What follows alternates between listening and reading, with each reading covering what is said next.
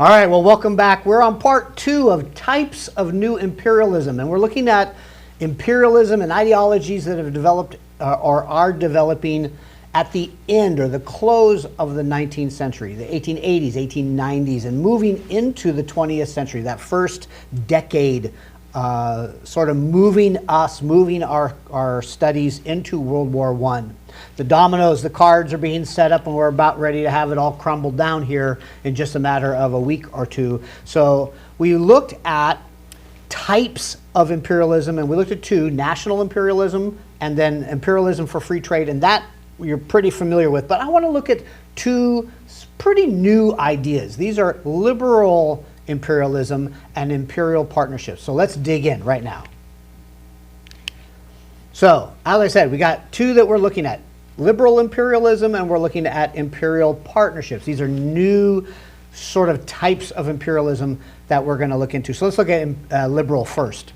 When you think of a liberal, you have to think back to the end of the 1700s. You have to look at the French Revolution, the United States declaring its independence, that fight for one's liberties, one's rights for equality. You're looking at this point as a kind of like a new liberal imperialism. This is the idea that you're going to champion the underdog. You, as a strong nation, one of these master nations, these big dogs, Britain, United States, France, et cetera, you're going to move out into the world, view yourself, your position and place in the world as one of a champion, one who is going to right wrongs, kind of a Robin Hoodish type of mentality.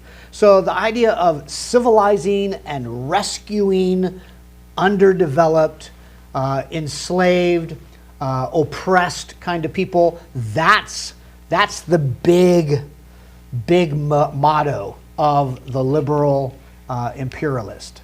You can see from this, and this is one that it actually comes out in 1914, but it is applicable because it talks about all the things the United States did all the way up until 1914 to sort of bring liberty, bring freedom, bring prosperity to the world.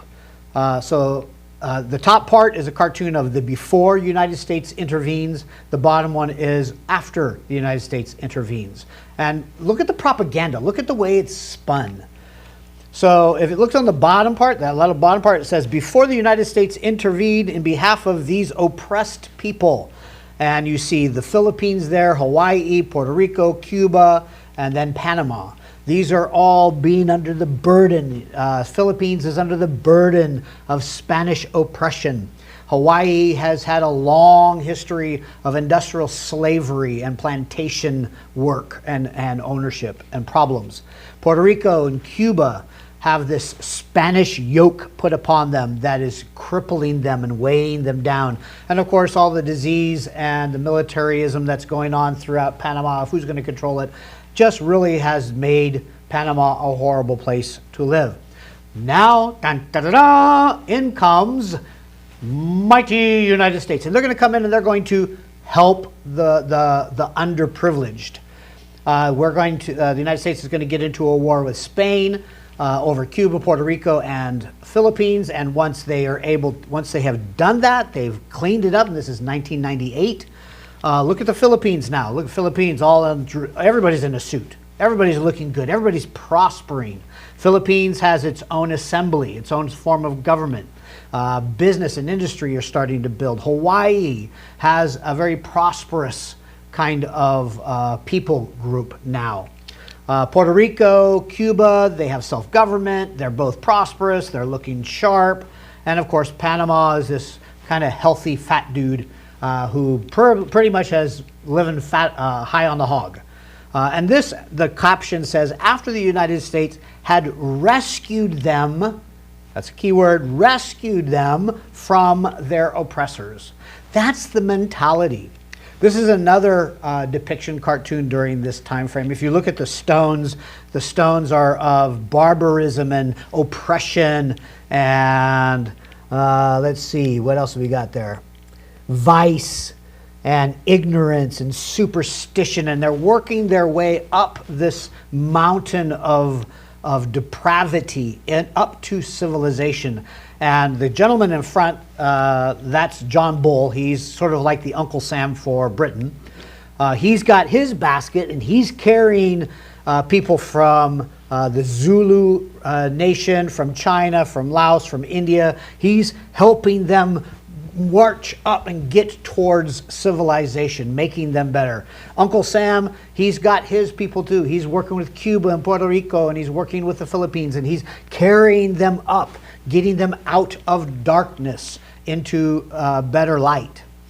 This is very much the mentality of major players during this part of this era, in that they want to do good. They're thinking, I want to lift them up. I want to bring liberties. I want to be a libertarian that brings liberty to these people and brings them up out of darkness into the light, so to speak. And yes, there are elements of hypocrisy in this, because of course, who's to say which civilization, which nation has the best set of standards or morals or whatever you want to call it? What is the best civilization? And do all people need to be at that same one? Well, according to white man, the white European, everybody had to, because they themselves, and this goes back a little bit to that social Darwinism, that everybody should be like us. We're the highest evolved, most civilized. We need to help the rest of the world get there. So although there's some hypocrisy that we must take a look at it and say, yep, we have to be honest. There was that. There was greed. Of course, people were coming in the name of civilization and liberty and trying to promising freedoms and things like that, and they were just literally oppressing them and just robbing them blind. So there was that as well. But for the most part, there was a real intention to bring what the West called good to people that they deemed needed to have these freedoms and liberties and understandings. About this time, British writer Rudyard Kipling wrote a poem called The White Man's Burden. And I want to read a little bit because it will give you a sense of the feel, the attitude, the perspective that liberal imperialism is bringing. So here we go. Got 7 stanzas. Take up the white man's burden, send forth the best ye breed.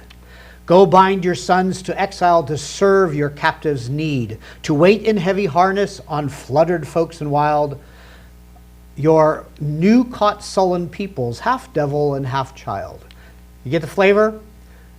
That he's referring to these darker people, these people who are uncivilized, who are not these white folks, as half devil, half child. And he's telling white folks, it's your job, it's your burden, it's your responsibility to go out and to lift them up, to go into those exiled places and help set the captives free, so to speak. Part 2, take up the white man's burden in patience to abide, to veil the threat of terror and check the slow of pride, by open speech and simple and 100 times made plain, to seek another's profit and work another's gain. It's not for our purpose. It's not for our gain. It's for their gain. We're going to go sacrifice for them. Take up the white man's burden, the savage wars of peace. Fill full the mouth of famine and bid the sickness cease. And when your goal is nearest, the end of others sought, watch sloth and heathen folly bring all your hopes to naught. This is an interesting perspective. This again goes back to social Darwinism. You're going to do all of this, you're going to work really hard, you're going to bring them out, and be really careful and watchful, because sloth, laziness, heathen ways are just going to take them all the way back. They're going to slide all the way back down that mountain again. It's just the way they are. Part 4, take up the white man's burden, no tawdry rule of kings, but toil of serf and sweepers, the tale of common things. The ports ye shall not enter, the roads ye shall not tread. Go make them with your living, and mark them with your dead. Go do it and die for it. What a sacrifice, huh? Take up the white man's burden, and reap his old reward. The blame of those ye better, the hate of those ye guard. At the cry of hosts ye humor, oh, slowly, toward the light. Why brought ye us from bondage, our loved Egyptian night? This is, again, there's this yearning. He's playing off of Christian Mosaic Moses and coming out of Egypt. People coming out of Egypt, they yelled and screamed and grumbled. They want to go back to Egypt. It was so much better in slavery and in captivity. And he's saying this is what's going to happen after we give ourselves off, the white man gives himself to this task, this burden. Take up the white man burden, ye dare not stoop to less, nor call too loud on freedom to cloak your weariness. By all ye cry or whisper, by all ye leave or do, the silent, sullen peoples shall weigh your gods and you. Take up the white man's burden, have done with childish days, the lightly proffered laurel, the easy, ungrudged praise, comes now to search your manhood through all the thankless years, cold-edged with dear-bought wisdom, the judgment of your peers. Do this, and your peers will judge you as being good and righteous and wise. That's Kipling. Kind of gives you an idea of the feel for that time period, huh? Here's another one. It wasn't only in the literature and the writing, but it was also in advertisement. This is, I've taken the ad and I've blown it up for you. So this is for Pears Soap. It's a British soap company. And it says, the first step toward lightening the white man's burden is through teaching the virtues of cleanliness. Pears Soap is a potent factor in brightening the dark corners of the earth as civilization advances. Get the feel? I mean, I could put up other ones. I mean, if you look at the diagram here, the ad, you have what looks sort of like the missionary, the person who is bringing righteousness and goodness and cleanliness in a bar of soap to the natives in these foreign lands. Ships are bringing all these crates of soap. So it was part of the culture, the deep culture and the mindset of this time.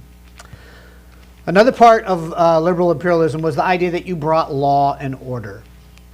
So you move into an area, go into an area, you see an area, and you have tribal conflicts. You have one that's trying to dominate the other, and people are fighting back and forth. The liberal imperialists would go in to go, hold. I'm going to referee this. I'm going to be the one who's the umpire. I'm going to set the rules. And I'm going to put law in place so that both sides can find some order to the world. So that was another big part of liberal imperialism. And a lot of what we see later in the 20th century is sort of a bleed over of this kind of imperialism. It was also the protection from, quote, foreign aggressors. So the United States might move into the Philippines and, beat up Spain to get rid of that foreign oppressor. And as other people came in to try to take that space, that gap that Spain once held, the United States is there to push them back. No, you will not enter. We will fight for these underprivileged people. So it's sort of it's a bit of an irony that you have a foreign person coming in to dominate the land, to protect the land from foreign people. Not everybody went for it. And it did create problems. The idea between Philippines and the United States, that was a big problem that developed. The other one that we have to talk about, and we'll wrap this up, is imperial partnerships.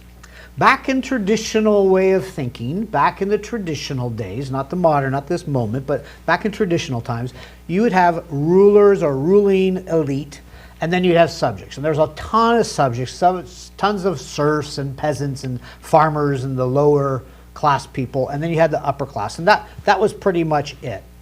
You might have some form of nobility, an aristocracy. Like in Europe, you might have a scholar gentry sort of establishment in, say, like China, the Qing Empire. You might have in the Middle East, in Islamic world, you might have learned imams who sort of are like the go-between. They're the in-between folks. So you would think, well, this sort of would work for, you know, the late 1800s when people wanted to set up some sort of partnership with foreign countries like Britain and India. You know, India would just come in with all of its aristocracy, all of its people, its elite, and it would just sort of like rule. Well, that's not what imperial partnerships did. Imperial partnerships did not use that kind of structure. Instead, they would set up a district official. They would set up one guy, one person, maybe a couple, but it was very, very few. Some of the records we have is like it was one official to 50,000 or more native people. And of course, you're thinking, well, there's no way that one person could govern all of that. You're right, they wouldn't do that. Instead, that partnership, that business partnership, would establish the local colonial elites, those who are already there, and let them run it, but they would be in partnership with whatever the mother country is. So in India, this would be like your local princes, your maharajas. These were people that were already there. They were already the ruling elite before Britain got there. And so Britain just partnerships. They make these agreements. Hey, you kind of control this. We'll give you part of the profits. You let us continue, and we have this wonderful kumbaya kind of moment, and we just go. And it works. In other parts of the, I'll give you this one. Problem is, with the one in India, and I'll give you this case study. This is in 1877. The problem is that the elites, whether it be the official, the British official, or the person who is in charge of the district or in charge of that region, whether it's that person or it's the colonial elite, the princes, the maharajas, the people who are already in place, depending on, it doesn't matter who they are looking out for their own interests. They want to maintain their money, their income, their power. And so what naturally falls out is that if there's anything that hits or brings a threat to the common people, the peasant people, it should be up to the elite, those colonial people first, the princes, the maharajas, etc., and then the one district or the couple district officials. They should be taking care of it. They should address it and keep the nation, keep the region alive. The problem was in the early 1870s, there was a massive famine throughout all of India.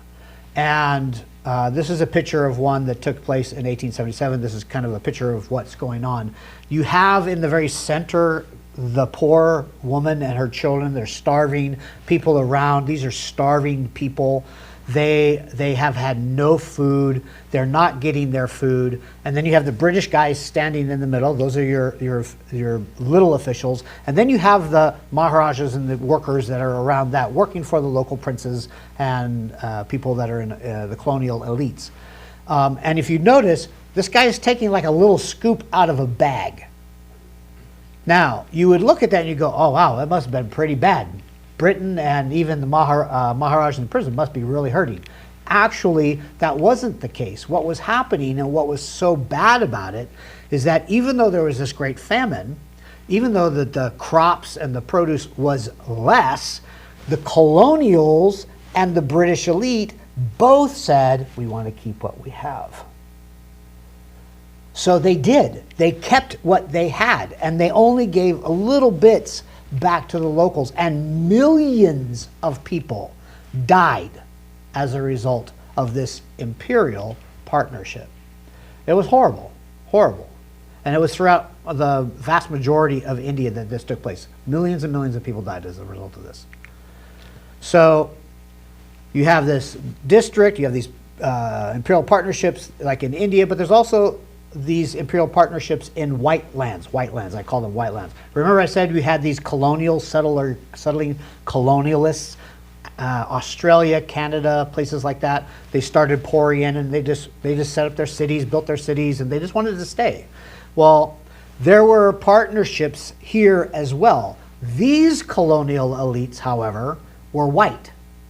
They were migrants from Europe. And unlike the natives in India and other parts of the world, like in Africa, the Europeans trusted fellow white people. So very quickly, Canada, New Zealand, Australia, they end up winning or gaining their autonomy. The controlling mother country gives them the right. Yes, there's still, sort of like duties paid back to Britain, for instance, in these two cases. But really, Canada is running on its own. Australia is running on its own because they're white. They know how to do it. There's a trust. And the partnership continues and it thrives. So we get to the end of all these different kinds of imperialisms, and we have one little piece of the pie that really is the center. Have you ever had pie or the dessert? Maybe it's the watermelon. Maybe you're a watermelon person, not a pie person. The very juiciest, sweetest, most incredible part is the very centerpiece, that the heart of the watermelon, the heart of the pie. Well, there's a heart of imperialism that needs to be captured still, and that is China. And that's where we're going next week, is how does all this play out in the world of China and the Far East Asia? See you next week.